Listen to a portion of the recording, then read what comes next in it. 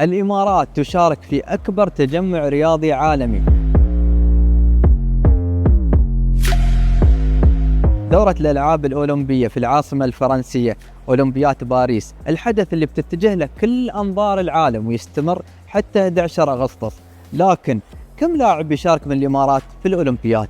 تعتبر هذه ثاني أكبر مشاركة إماراتية بعد أولمبياد لندن 2012.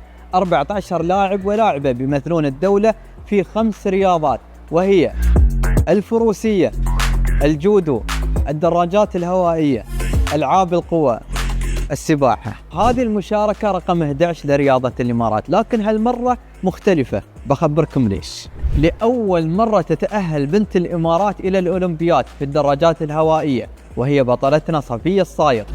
ولأول مرة سيقام البيت الأولمبي الإماراتي على هامش الحدث، وهي مبادرة تتيح للزوار والمشاركين اكتشاف مسيرة الاتحاد الملهمة وكرم الضيافة الإماراتية عبر عدة أنشطة وفعاليات.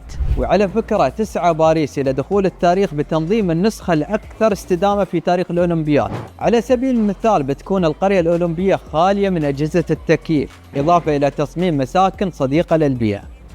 كل التوفيق لأبطال الإمارات، وفالكم الناموس بإذن الله في الأولمبياد.